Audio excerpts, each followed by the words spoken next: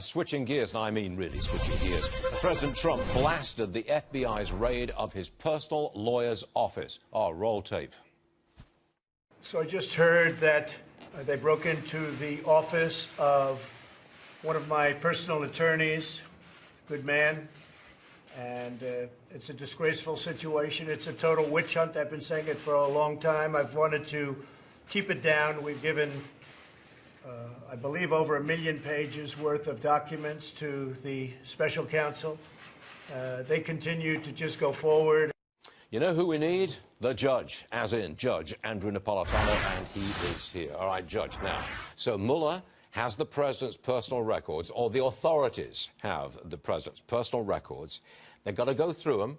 They can't use anything that relates to the president and Russia. Theoretically. But they go through it, they leak it. You know this is going to happen. Well, I agree with you. It's a very, very dangerous situation, and I can almost feel the president's anger coming through the screen last night. And righteous anger. Yes, righteous anger as he erupted over this. So here's how it came down.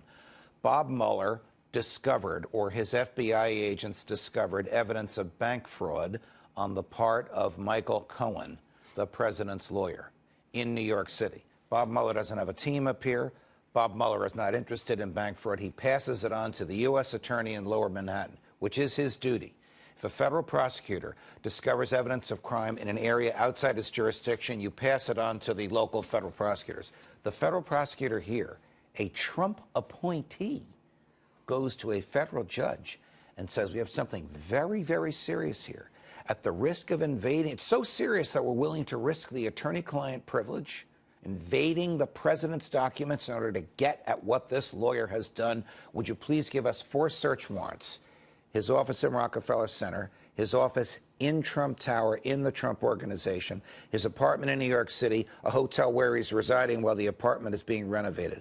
4 raids simultaneously at 5:30 in the morning. Information gathered, delivered to another federal judge in Lower Manhattan who will now vet it, theoretically, removing what is information about Donald Trump, handing over what is information about Michael Cohen. What's the bank fraud they're looking for?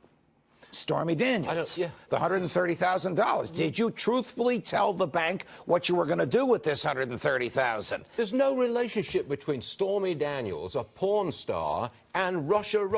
That's why this. None. That's why this prosecution or this investigation at this point is being handled by another team appointed by President Trump in Lower Manhattan. This came from the top. This was a political decision that came from the top. It must have been Robert Mueller.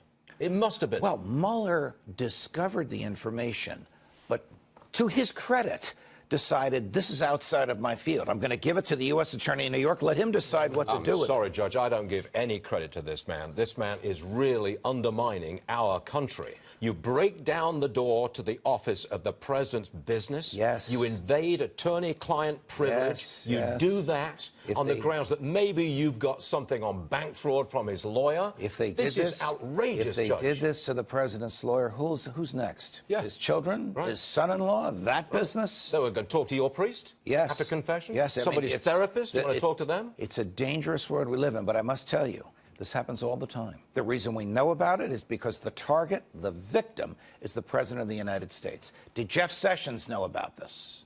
Did Rod Rosenstein authorize it?